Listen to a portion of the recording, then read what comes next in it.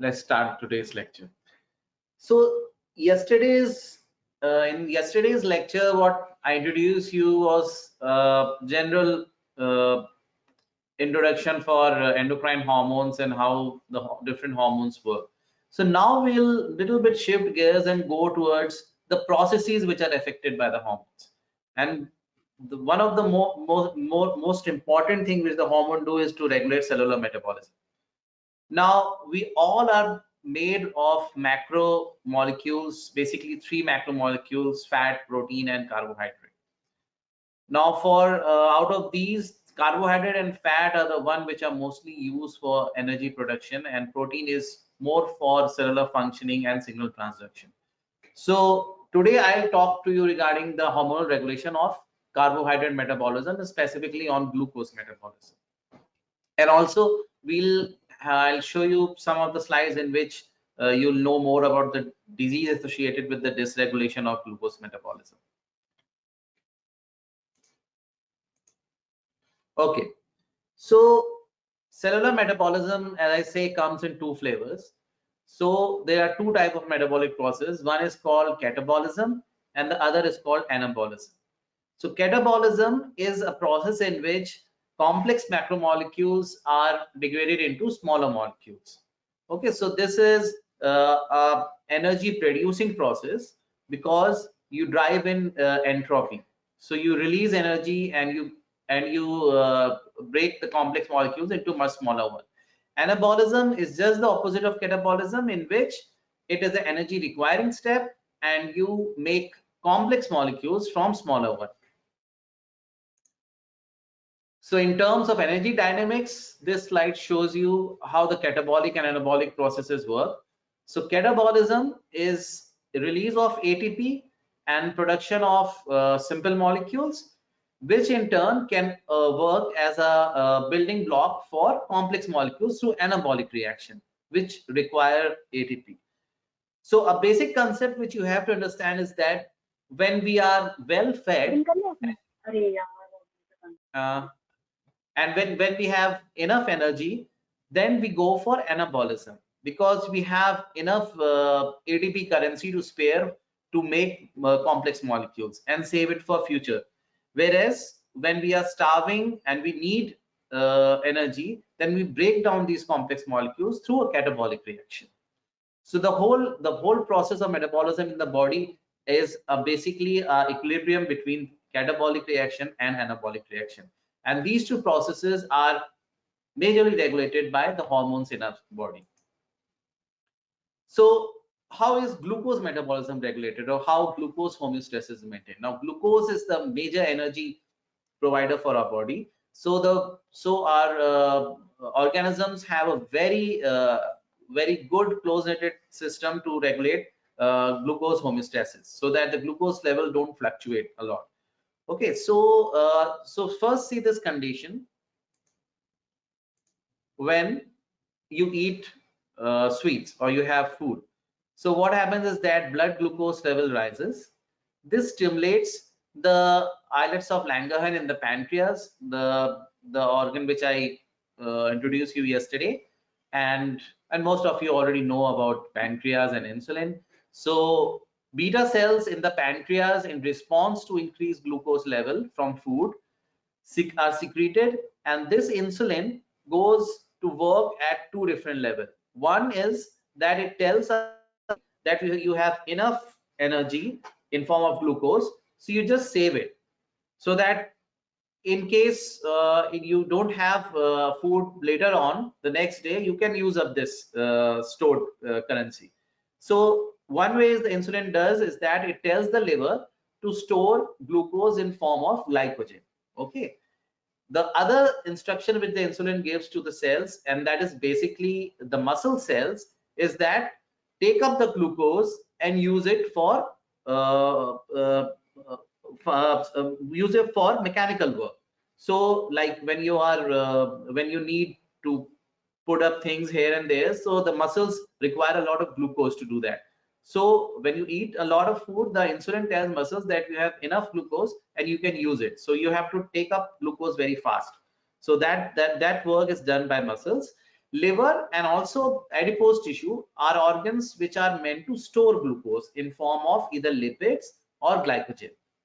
So in this way, what insulin does is essentially it decreases the blood circulating glucose level in the blood. So the blood glucose level goes down and it is maintained to a homeostatic levels of 90 mg per 100 ml. Now, suppose this process goes on for a long time, and after you have your blood is glucose level are stabilized, then you go to sleep, and then what happens is that you don't eat for the whole night. Now, what this causes is that your blood glucose level now go down because you're not eating anything. So this again is a stimuli, is the second stimuli which act again on the pancreas, and this time instead of beta cells which produce insulin, it tells another endocrine cells which are the alpha cells. Now alpha cells produce another hormone which is called glucagon, and it does action just opposite to what insulin does. So the glucagon tells the liver cells to now break down all the glycogen which it had stored in time of feeding and produce glucose, so that the glucose can be given firstly, very importantly, to the brain, so that the brain, because brain rely only on glucose, it cannot use fat. Okay, so it uses glucose and a byproduct of fat oxidation which is called ketone. So we'll go into that later on, but glucose homeostasis is very much needed for a brain to work and for a heart to work. So it tells liver to release now glucose from the glycogen, and that's how your homeostasis is maintained. So this is how the two hormones in an endocrine system, insulin and glucagon, maintain blood sugar level in a normal range.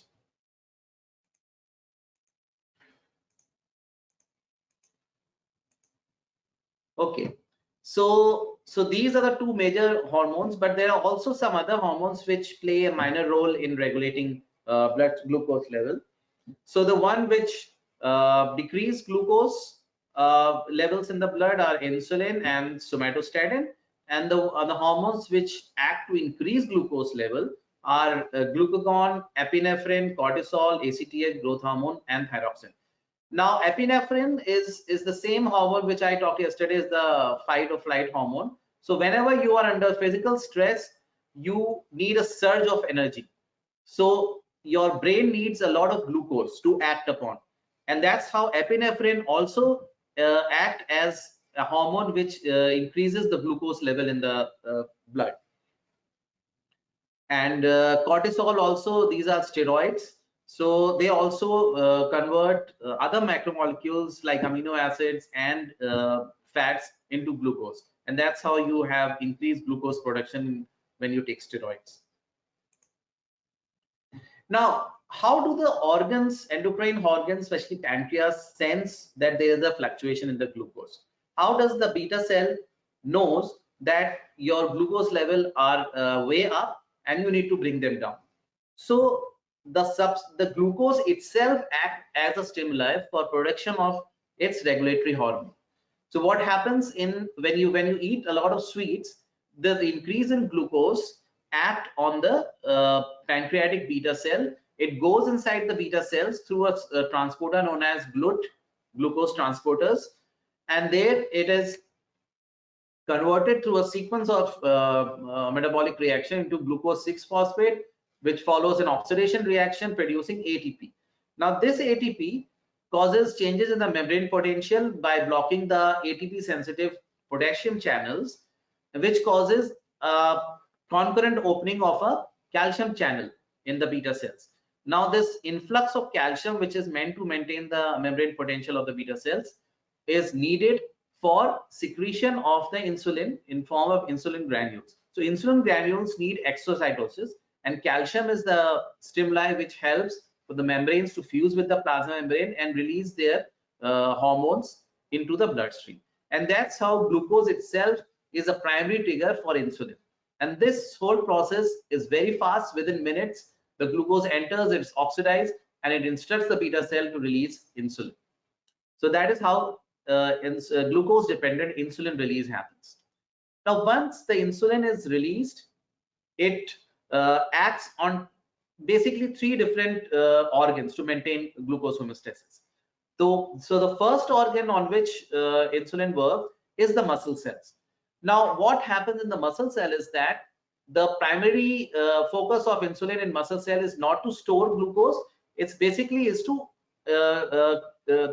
increase the uptake of glucose and use the glycolysis reaction to just burn it off. Okay, so because it is required for muscle contraction and relaxation, so it is consumed very fast in the muscles. So what insulin does is that, now you'll remember the first lecture in which I told you the tyrosine kinase activities, and also in the last lecture I told you how the tyrosine kinase receptor works. So insulin bind to these receptor tyrosine kinases. They activate PI3 kinases, which are downstream kinases. Then in turn, they activate a cascade of kinases, ultimately AKT, which regulates the recruitment of GLUT4, which is a glucose transporter in the muscle. Unlike the GLUT2, which is a glucose transporter in the beta cells, GLUT4 is a receptor for glucose, and it takes the glucose inside the muscle cells for action. So there are different transporters like GLUT4 are regulated by different mechanism by insulin, and actually they culminate in the uptake of glucose into the muscle cell and its utilization. So that's how the circulating glucose levels are brought down immediately. Now coming to the second type of tissue on which insulin works to control glucose homeostasis. Now this shows you a picture of a white adipose tissue. Now white adipocytes. So adipocytes are basically storage organs and cells. So their main primary work is to convert glucose into the blood into the fatty acids.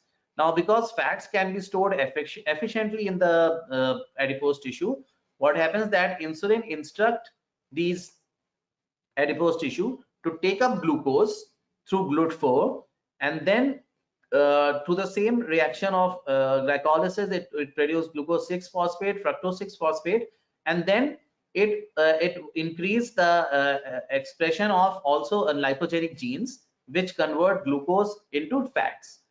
And glucose itself also activates a transcription factor known as carbohydrate response element binding protein, which also increases the expression of lipogenic genes, which ultimately convert your extra glucose into lipid droplets. And that's how your circulating glucose levels are kept under control.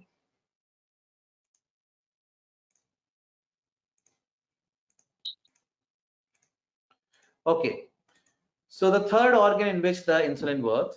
So adipocytes are basically to store glucose in form of lipids, and muscles are to take up glucose and use them as an energy source. Now, one of the most important organ is the liver. So hepatocytes have a much more complex role in glucose metabolism. So they store the glucose in form of glycogen and also lipids, but they also have a complex reaction in which they can again produce glucose whenever it's needed in under cases of fasting. So what happens is that when the glucose level increase in the blood, insulin instructs the hepatocytes to convert it into glucose 6-phosphate, and through the glycogenesis pathway store it as a glycogen. So glycogen is a primary storage depot for glucose. So it is preferred because it is made very fast and it also can be broken down very fast. When the levels of glucose exceed a lot, it can also be stored as lipid into the hepatocytes, a very similar mechanism which happens in the adipocyte. So insulin instructs the hepatocyte to increase the expression of enzymes which can convert derivatives of glucose into fats. So it's a reaction which I'll tell you later in the slides, that how glucose is converted into acetyl coenzyme A, and that can be used as a substrate for lipogenesis. Now this is under fed condition what is happening. So it is being stored into glycogen. But what happens when the glucose level fall down? So the liver has an intrinsic sensing mechanism which is mediated by another hormone which is known as glucagon. As I told you earlier, when the fasting happens, this hormone acts on the liver cells. So glucagon receptors are also present in the liver cells, and they induce a opposite reaction which is called glycogenolysis, in which the stored glycogen is broken down into glucose 6-phosphate, and this can be released in form of glucose into the in form of glucose into the bloodstream for the brain to use it. Other than glycogenolysis, there is another way in which de novo glucose synthesis can be done. This process is known as gluconeogenesis. So when you're starving, you don't have glucose, the liver cells take all the amino acids and fat stored in it and convert it into glucose. So this is a totally de novo synthesis of glucose from a non-carbohydrate source. Okay, so this is how under fasting, and this process of gluconeogenesis is also regulated by glucagon. So when you're fed, glycogenolysis happens. When you're fasting, so when you're fed, glycogenesis happen, and when you're fasting, glycogenolysis and gluconeogenesis happen.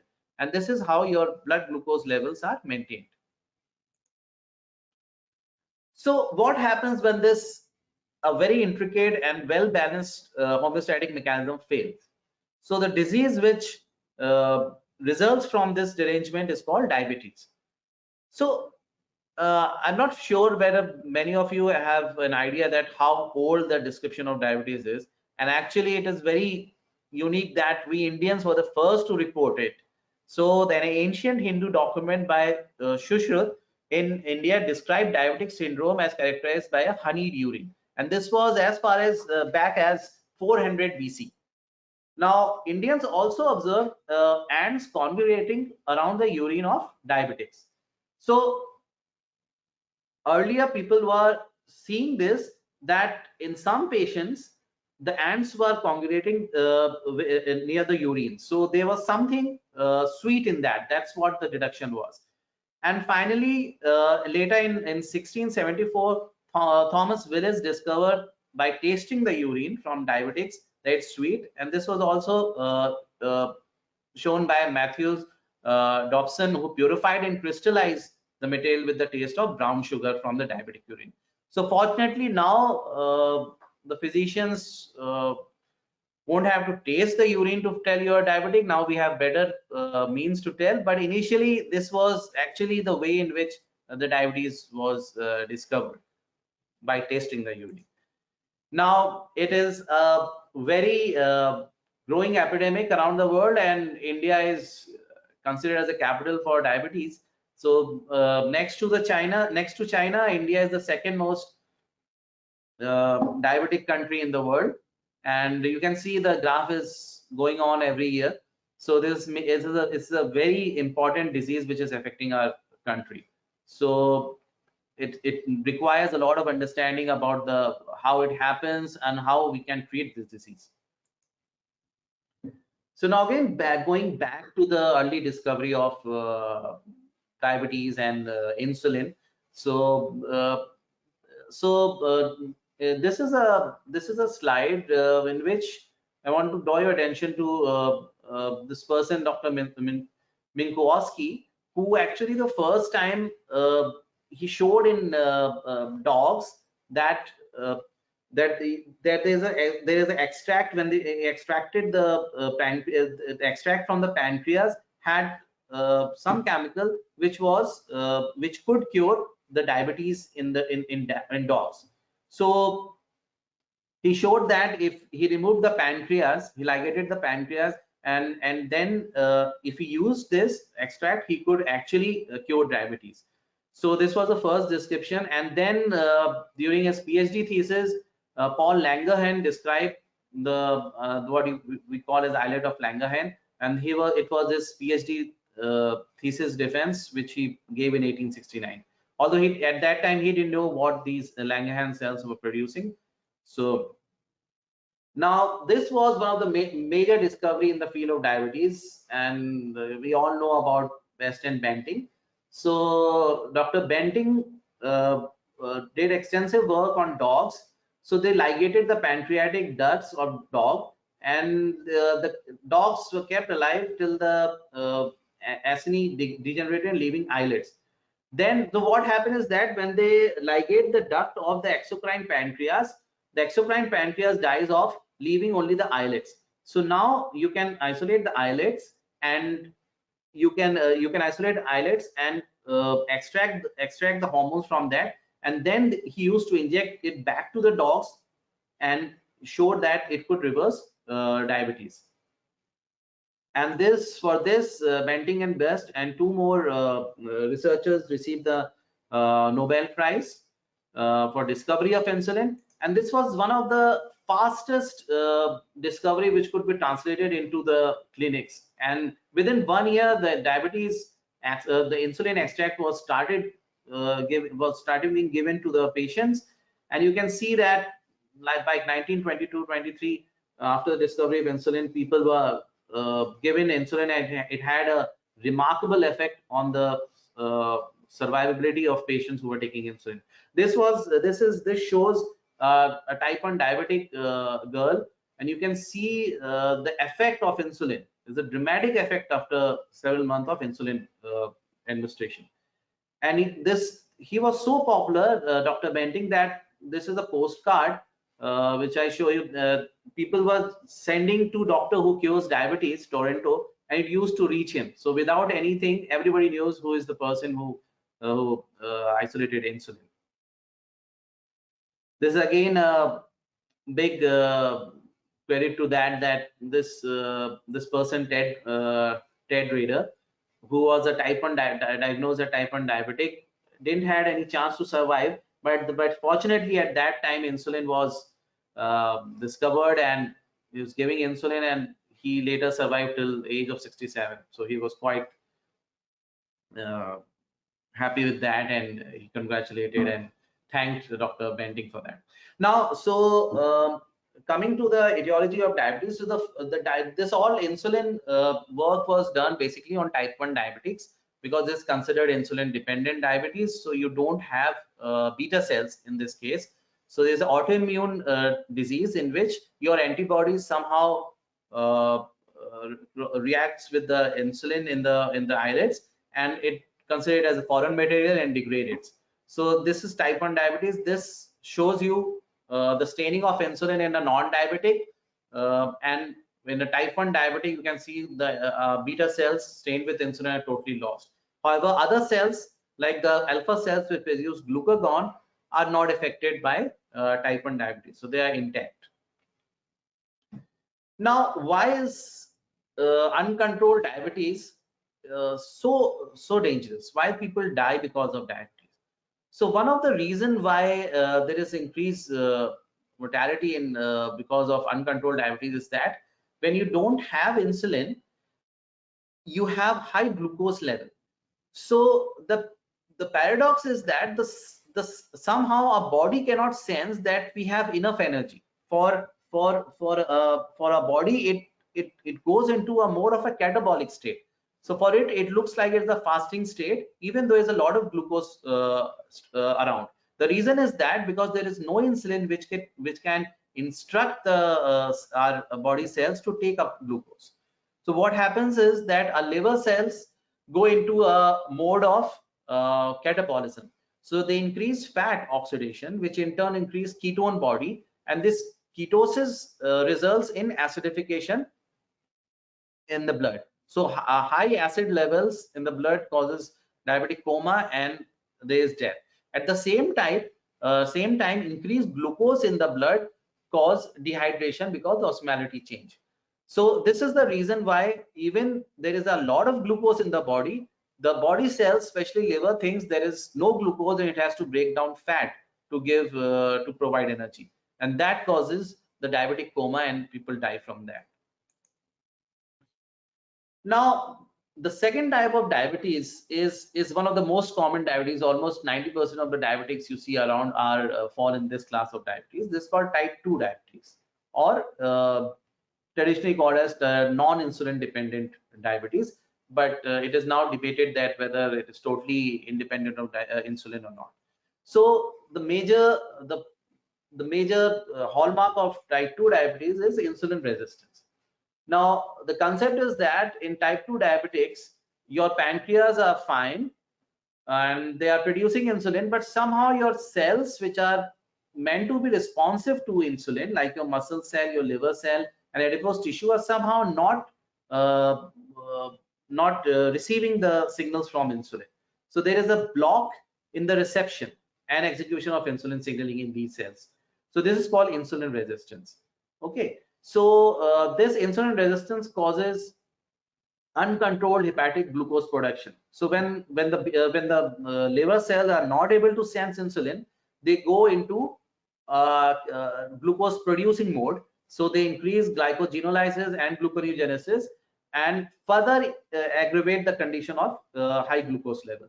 So even though your glucose level were high, the insulin was trying to bring them down by telling liver cells to to store them. They're not doing so, and instead they think that the glucose level are low outside and they produce even more glucose. So that's how you have aggravated hyperglycemia. However, recent studies have shown that actually type 2 is not totally independent of insulin, and later on in the life, when the insulin resistance prolonged for long, it ends up into the destruction of beta cells and the insulin levels also fall down. So I'll elaborate on this in the next slide.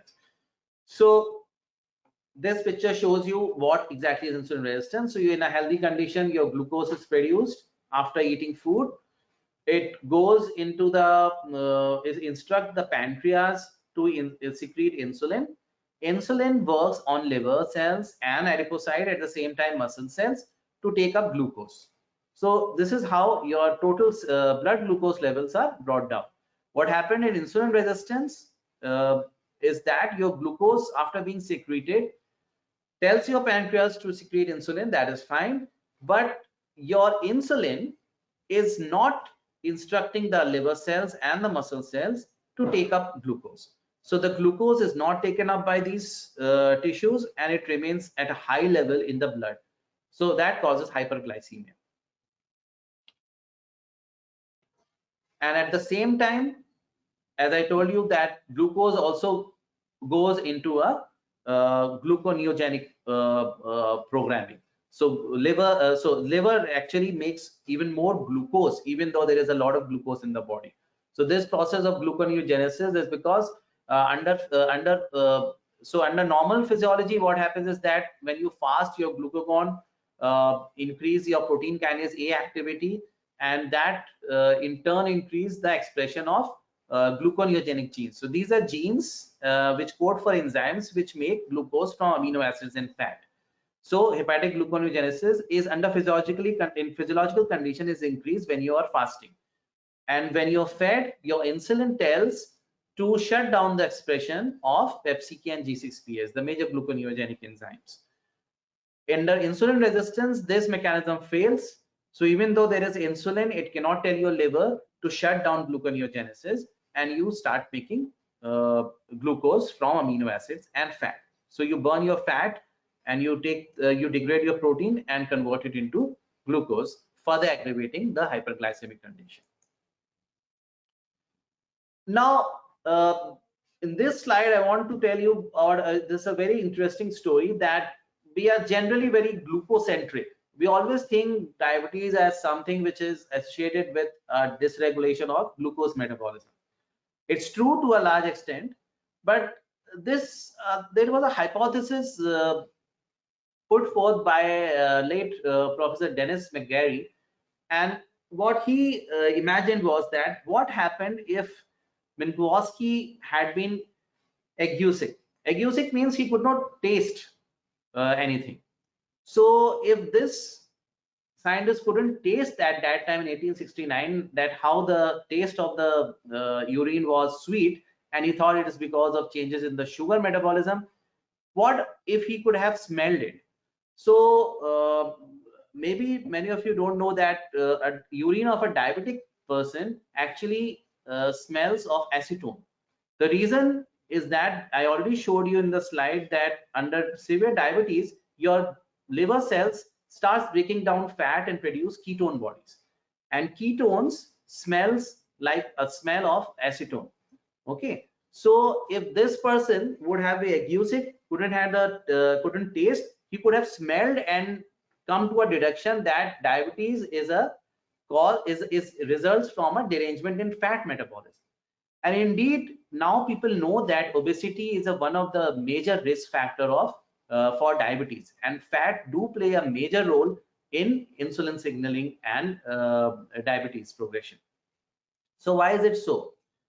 So in this slide, what I show you is that how insulin cells are affected, beta cells are affected by fats.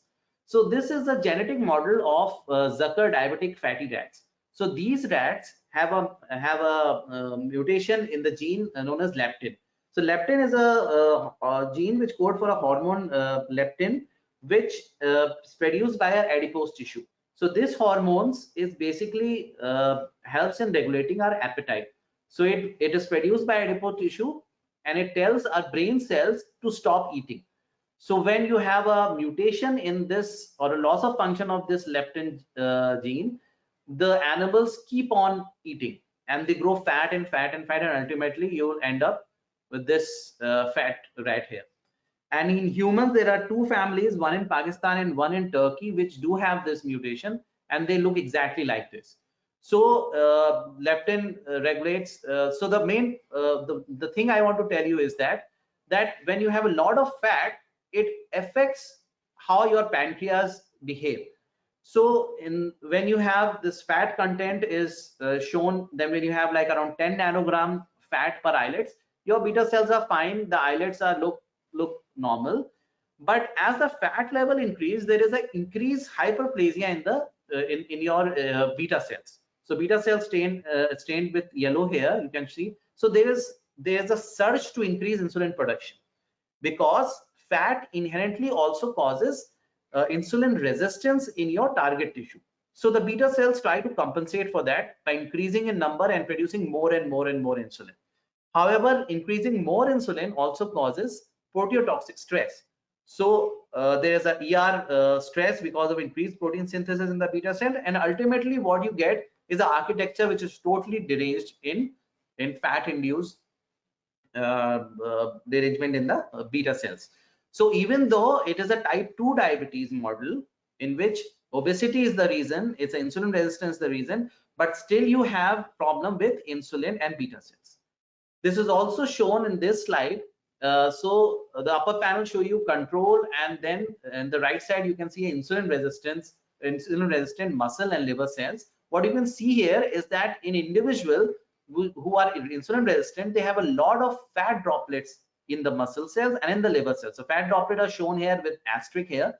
So there's a lot of lipid deposited in these cells, both hepatocyte and myotubules. So how is fat inducing insulin resistance? What is the role of fat in causing your liver cells or muscle cells not to respond to insulin?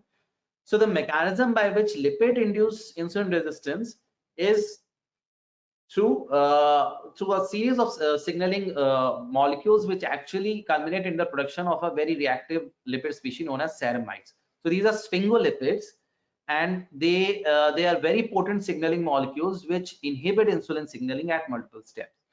So let me show you with this. So what happens that when you eat fat, and this shows you mostly saturated fats which causes this. So saturated fatty acids, they bind to a receptor known as TLR4. It's a toll-like receptor which is present in our liver cells and muscle cells. So it binds to this and causes increase in NF-kappa B activation. So NF-kappa B, you know that it's generally involved in inflammation and regulation of inflammatory cytokine expression. In this case, it also affects the expression of genes like SPT, LC, and SERS and DES, which are basically enzymes which make ceramide in the cells. And also the substrate for ceramide production is saturated fat itself. So saturated fats increase at one hand the expression of the genes which are needed for ceramide formation, and also act as a raw material for ceramide production. So enzymes of this pathway takes saturated fatty acids as the building block and make ceramides. Now what ceramide does is that when it's formed in your cells, it increases your endoplasmic reticulum stress, and it also induces the expression of different enzymes which block the classical insulin signaling, which is through PI3 kinase and AKT pathway.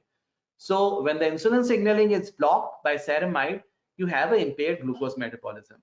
So the trigger for derangement in your glucose metabolism was actually a derangement which was initiated in the lipid metabolism. So that is how lipid comes into the center, and that's why most of the obese people you see do have a degree of type 2 diabetes. So there is a direct link between fat and glucose regulation.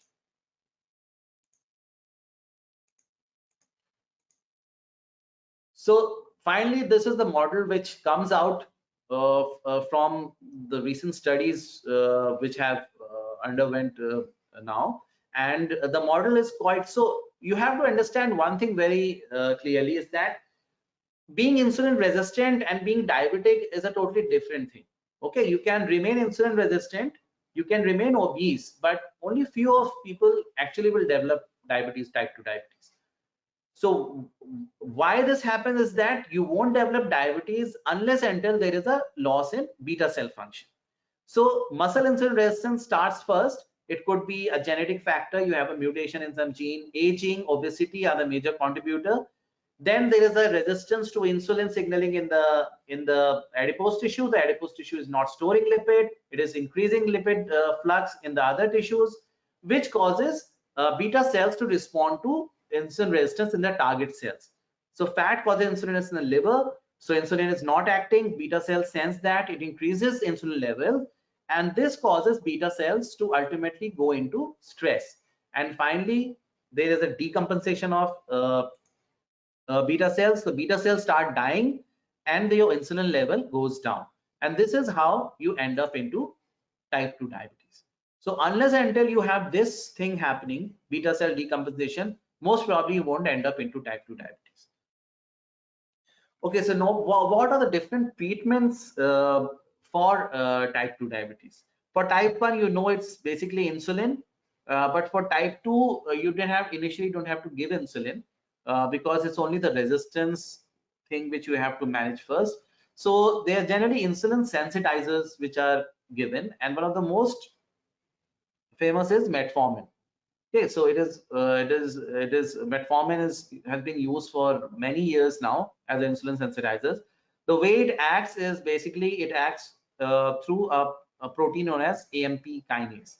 So AMP kinase is an enzyme which inhibits your gluconeogenesis, it inhibits your fat lipogenesis, and that's how you regulate both lipid arm and the glucose arm of liver, and it also increases your glucose uptake from the muscles. So that's how metformin works by activating AMPK. Another hormone is another target of metformin. Another drug for type 2 diabetes is are basically PPAR gamma agonist. So PPAR gamma is a nuclear receptor which works by regulating the fat metabolism in the adipocytes. So activation of PPAR gamma helps you to efficiently store fat in the lipids in the adipocytes, so that you have less of leakiness of free fatty acids from the adipocyte, which can go inside the liver and cause insulin resistance. So this is how the PPAR gamma ligands and biguanides like metformin works. Another important hormone which I had been discussing before also but was quite neglected for a long time because of the insulin centric view of diabetes was glucagon. So this scientist, Dr. Roger Unger, is the one who championed this concept of glucagon as a major contributor to diabetic pathology. Now, glucagon, as you know, it works contrary to just antagonizes insulin action. So it makes sense that insulin tries to bring down glucagon level. So in the islet, the blood flows through the beta cell to the alpha cells. Okay, so as soon as the glucose level go up, the beta cell sense it first in the islets. This causes insulin to be released, and this insulin then goes to the alpha cell to block the effect of to block the release of glucagon. Okay, so because insulin has to make sure that its work is not blunted by glucagon production, so it stops glucagon production. So there are pathway by which insulin actually stops glucagon production from the alpha cell. So in diabetes, what happens is that you lose beta cell function, and that's why you have increased glucagon production that contributes to diabetes. Okay, so the concept started in late 70s when Roger Unger actually showed that by using anti-insulin serum, you can increase glucagon secretion in isolated rat pancreas. So this was the first demonstration to show that insulin is a negative regulator of glucagon. So it makes sense that when in diabetes your insulin level goes down, you are expected to have an increase in glucagon.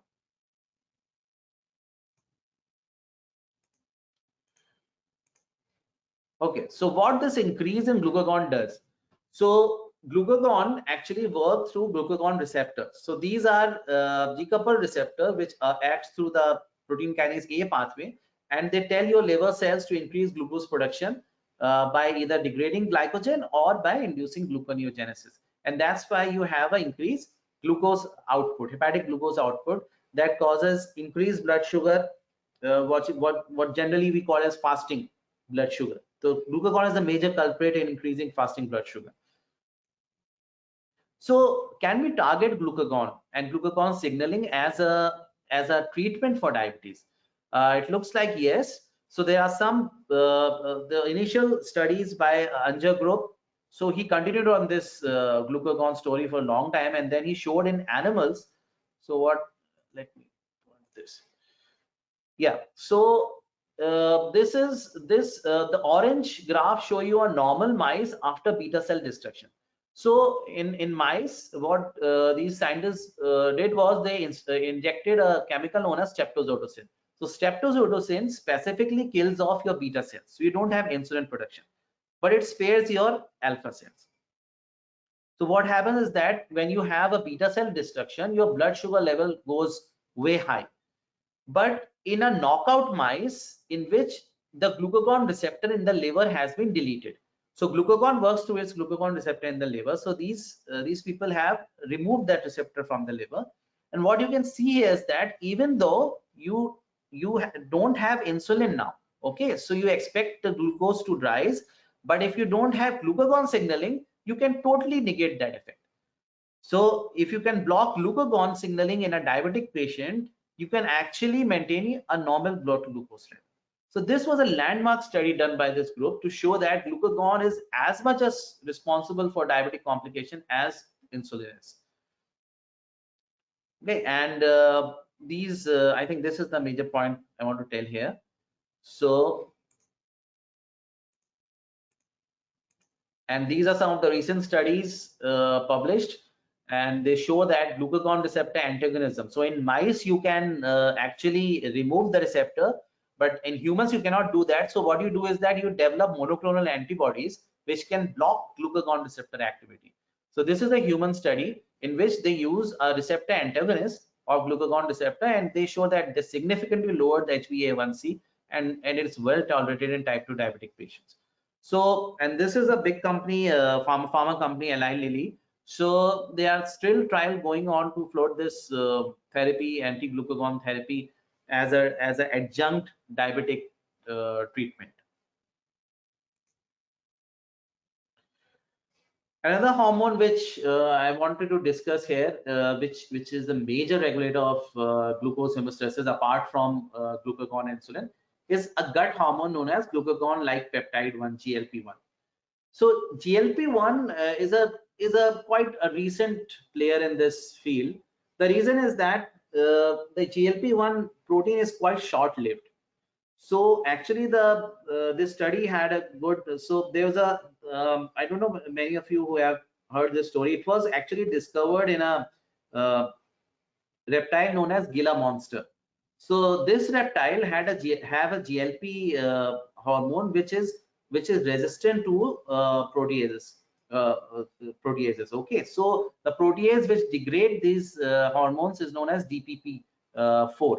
So in humans, DPP4 is so active that you can hardly see GLP-1 more than few minutes. So it hardly gets any time to work.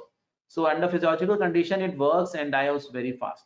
But if you want to use GLP as a treatment, you have to develop either inhibitors of DPP4 enzyme, or you have to develop GLP-1 analogs which are resistant to this enzyme. And that's how the pharma companies are going to develop these inhibitors for DPP enzyme and long-lived GLP-1 analogs. So anyway, so what I want to tell you is that when you eat food, your gut secrete these hormones. Collectively, they are known as incretins, which include GLP-1 and GIP. So when GLP-1 is secreted by the gut, it acts on the pancreas and it increases insulin secretion from the beta cell. At the same time, GLP-1 also decreases glucagon production from the alpha cells. So it's a two-way hit, which helps in regulating blood glucose level. So GLP-1 acts on the pancreas, and they're also reported directly affects glucose production from the liver also. And that's how GLP-1 is quite efficient in regulating blood glucose level. So these are some of the inhibitors which are now generally used in the clinical practice, DPP4 inhibitors, and patients with uncontrolled diabetes are given. So they're given the first line of defense against diabetes, type 2 diabetes is metformin. But if it's not controlled by insulin sensitizers, then you give DPP4 inhibitor, which increase GLP-1 activity. And this is how DPP inhibitors work. So they block DPP4, whereby increasing the effective concentration of GLP-1 to increase its activity on beta cells and alpha cells. So, and this is how these are some of the drugs which have been approved, and this is a different style. So you don't use inhibitors of DPP4, you actually use GLP-1 analog itself, which is resistant to DPP4 inhibition cleavage. Okay, so these are some of the drugs used for that. Another drug which is used for diabetes treatment is it's a very new class of drugs known as SGLT2 inhibitors. Now, SGLT2 is basically sodium glucose transporters. So they are present in a kidney tissue, which helps in regulating the absorption of glucose from the food. So SGLT activity basically helps in retaining your glucose in the blood. So what you need to do in a diabetic is that inhibit the function of these two enzymes. So when you inhibit SGLT2, more and more glucose is secreted in your urine and retained less in your blood. So this is how this is how the SGLT2 inhibitor mechanism of action has. It blocks the SGLT2 transporter. It increases the secretion of glucose into the urine, and you decrease your hyperglycemic state. So these are some of the SGLT2 inhibitors in the market, which are, and they are also approved in our country also. They are so it's a choice of treatment now for diabetes. Okay, so with this, I'll try to I have finished this lecture, and tomorrow we'll discuss more on lipid metabolism, and this is associated with deranged lipid metabolism. So I hope you have now got taste of how the metabolism is very important in our body, and how some of the most critical disease affecting our country related to lifestyle changes are basically quite hot areas of research nowadays. And so tomorrow we'll start with the lipid metabolism. Okay, thank you very much, and if you have any questions, please let me know.